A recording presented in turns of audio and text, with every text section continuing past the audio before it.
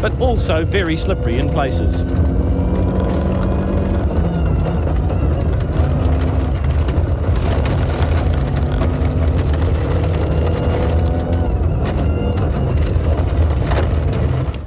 With Argyle stopped in the stage, the order at the top was thinning out.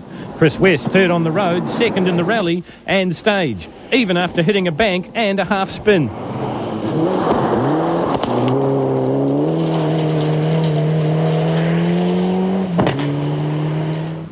A big moment, and the resulting loss of confidence cost rally leader Hawkswood in 4. He still led overall, but was third here behind Borden and West. In 8.57, 6 seconds off the pace of Borden.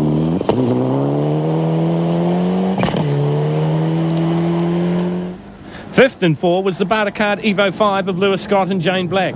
Scott finding the flowing roads of 4 to his liking, and after a bit of a nervous start was now in the groove.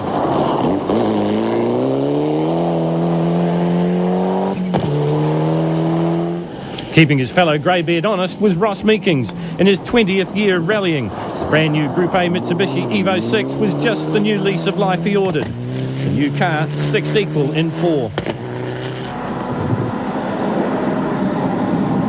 A subtle change to the car's balance at the Palmerston Service Park, doing wonders for both the car's handling and Brian's confidence.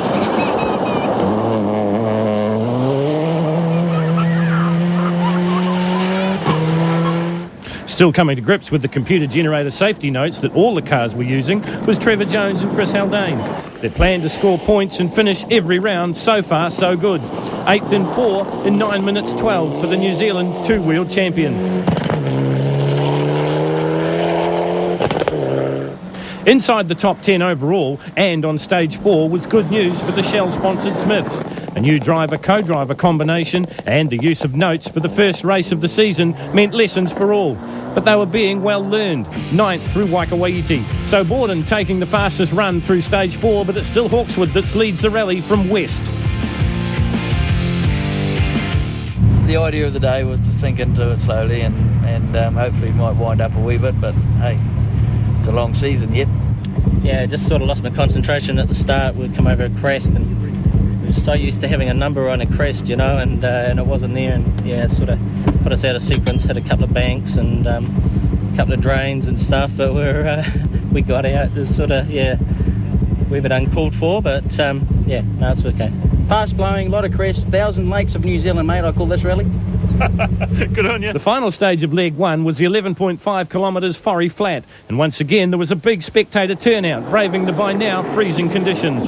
Todd Borden topped the scoring sheets again, and for the Marley team it was a case of what if. A puncture in special stage 2 would cost them a chance of victory, but they had come alive in the afternoon. Fastest in 4, 5, 6 and now 7. Also getting quicker as the day wore on, and more to the point as he got used to his new rally out NZ Lancer, Hamilton's Ross Meekings. 2nd in 7, 1 second better than his old Group N rival. That man, of course, was Chris West. Taking chunks out of leader Hawkswood's time in 7, he beat him by 13 seconds. He edged closer to a leg 1 victory overall. It's 7.48, not to be sniffed at, in a Group N production car. West had a difficult lead-up and off-season. Bogged down in the red tape of his new Dynalink Subaru's paperwork, he also had to contend with a food allergy that saw him lose nearly 8 kilograms. Looking trim and ready to go, he proved it in Special Stage 7.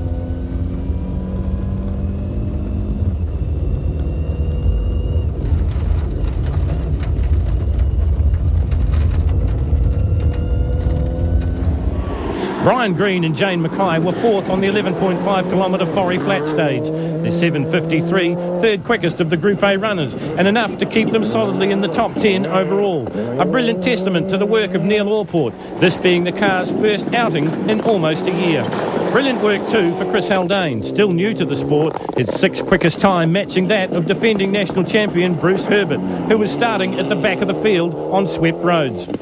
Still forging on, the Wellingtonian pairing of Lewis Scott and Jane Black. 2 seconds behind Haldane and Herbert on the stage, ahead of them overall. Still locked in a battle with Meekings for 3rd. A gearbox problem that plagued the Hawkswood Mitsubishi had got much worse, and it was a case of nursing the car through to the end of the day's 90-minute service. Ahead for the crew, a gearbox change and a race against time. Also racing timed, but for different reasons, Cameron Bates and Laurie Brentzel in their PPG Subaru. 11th through Forry Flat, just 1 second and 2 places back from Hawkeswood.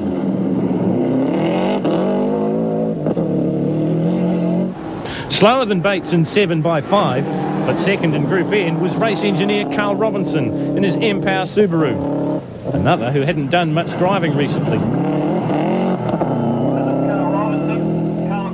Stumpy Holmes and David Thexton, who we ride with here, had problems of their own. Thexton, a great driver in his own right, was having real problems with the notes, this blunting the confidence and the charge of the E2 Mitsubishi. So once again, it's Borden and Bennett that top the timing sheets, but leading the rally overall is still Hawkeswood from West.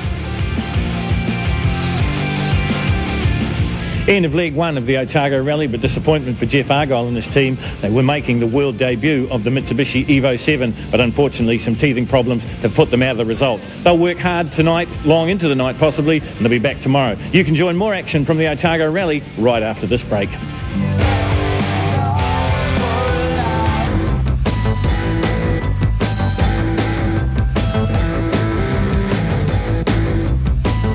Start of leg 2 dawned cold, with the sun struggling to get above the overcast. A further 6 stages awaited the competitors, with stage 10 at Tyree Beach being cancelled.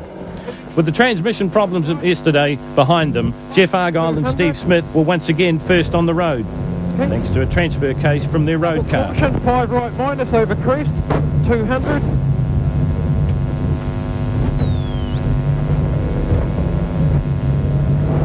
So a caution 4 left. 30 to a 5 right minus, the caution crest 30 to a 4 left in junction. Take your wide, sorry. 100, 6 left, 120. Next on the road was Todd Borden and Ray Bennett. Easing into their morning's work, they were 10th fastest through 8, the 25-kilometre McLaren Gully Road. Chris West was again the fastest in Group N on 8, only beaten by 2 Group A cars. West and his co-driver had adapted well to the safety notes after an OS season away, and on this stage, if you trusted the notes, you had to be fast. With the right setup, the escort of Brian Green and Jane Mackay is fast anywhere, and that was the case in 8. The crests and fast-flowing roads and the bare gravel, a joy to drive for the man from Palmerston North. Meekings had used day 1 to dial into his new Rally Art NZ Mitsubishi, and on a road he remembered fondly from last year, really let rip. The Group A car, although still using Group N brakes, was second quickest. A troubled gearbox change saw Hawkeswood racing under a cloud. They hadn't got to Park Ferme in time and now faced a hearing after the racing to decide their fate. He was still good in 8. Also good was Lewis Scott and Jane Black in their Bartercard Mitsubishi. Their 15-19 pass, good enough for 6th overall. All through yesterday, Stumpy Holmes and co-driver David Thexton had problems with the crests. After working on the problems in the night, they were a little bit better. The E2 team 8th in Special Stage 8. 4th in Group N was Carl Robinson and Tony Amers in their M-Power Subaru. 5 places behind Holmes, the Wellington race engineer was through 8 in 15:49. Glenn Smith and Colin Smith were next on the road. 9th quickest through 8, their rally would end soon after with a blown engine, and just end to a great drive. Behind them, the Manawatu men, Peter Day and Timo Lloyd in their Mitsubishi Lancer Evo 3. One of the older cars in the field, the Immaculate Lancer, had a trouble-free run and never missed a beat. The same could be said for Wayne Parker and Brendan Mackay. Yet another team from Palmerston North. There must be something in the water. Trimming the roadside hedges wasn't in the game plan for Ian Easton, but that's what happened. This slowing them to 17th through Special Stage 8. Cameron Bates and Laurie Brentzel were next on the road. 11th through 8, they were on the move in Group A. Charging on behind was Christchurch's Jeff Judd. Their rally was about to get a lot worse on Special Stage 9. Deborah and Jamie Kibble had finally rid their Caltex Haviline Mitsubishi of the engine misfire that dogged them all day on Saturday. 18th on the road, they were 20th overall heading into Stage 9. 23rd overall after 8 was the only Formula 2 car in the championship field, the Suzuki Baleno of Jason West and Charmaine Helm. The locals receiving lots of support from the big crowds. Charging behind them was Jeff Judd from Christchurch. His rally was about to get a lot worse.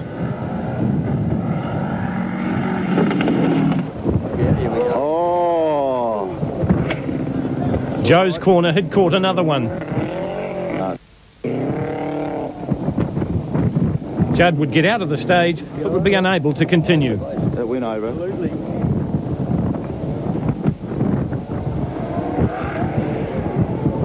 Was it Juddy?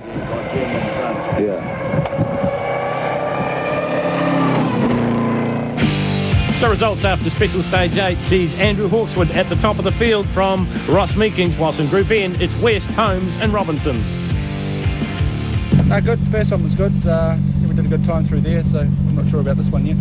Yeah, a bit of familiar territory for us. It's actually two not so much favourites, but certainly done them a few times, enjoyed them, and we were second quickest in the first one. So we got a bit of ground to catch up. Yeah, that first one this morning, Cummins Gully, that was hard work. Very mixed, quite slippery in some parts, then opened up quite wide and fast, but lots of crests, and we want to get through the day, so I was sort of on the brake a bit too much, but that one was good. Much better. As well as the National Championship class, there is a fantastic rally preceding it, and that is the Classics. Some fantastic cars, some fantastic drivers, and a real blast from the past.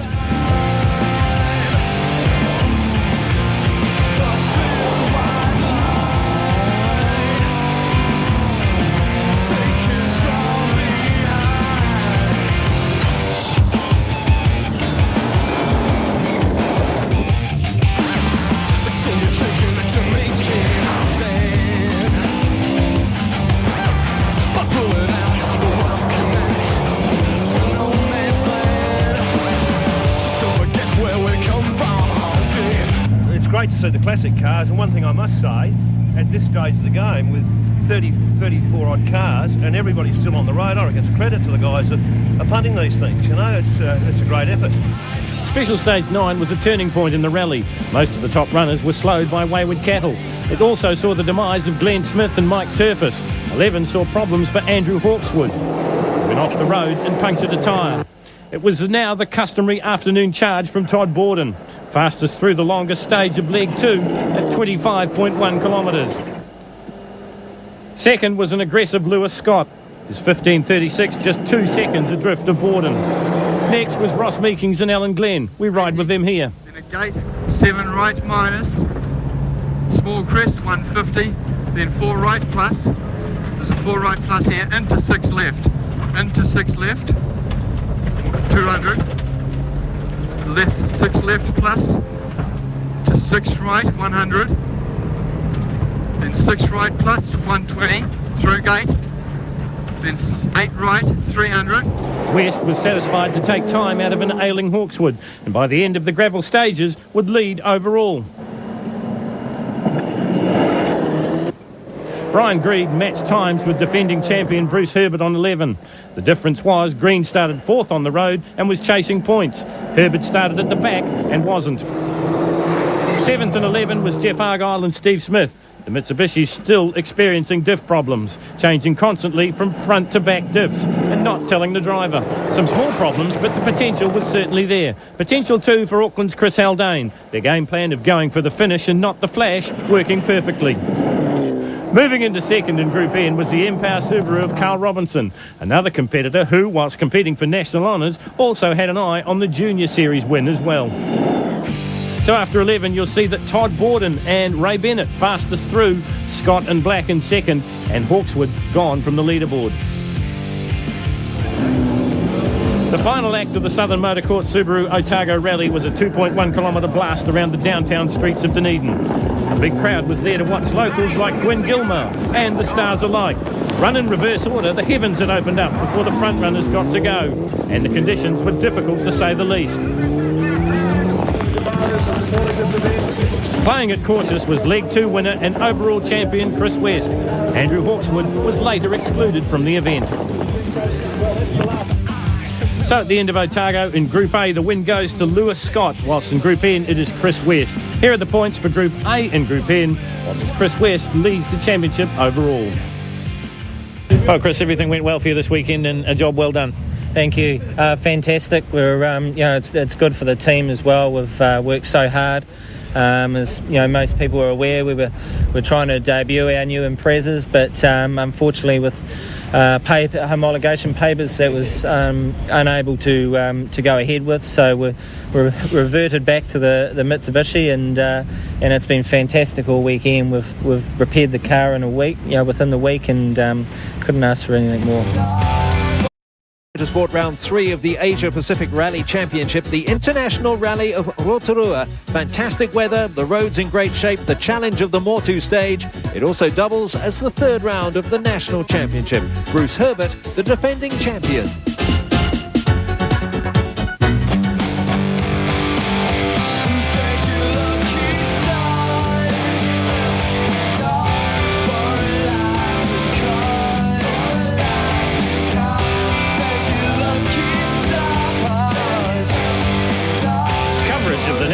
Championship is brought to you by Parker NZ in association with AE Auto Electricians. Hi folks, welcome to Rotorua. I'm Phil Dark. We're here at the start of the Parker NZ International Rally of Rotorua. Third round of the National Championships and the third round of the Asia Pacific Championships as well. First car on the ramp, none other than the New Zealand icon, Possum Born. Always good to rally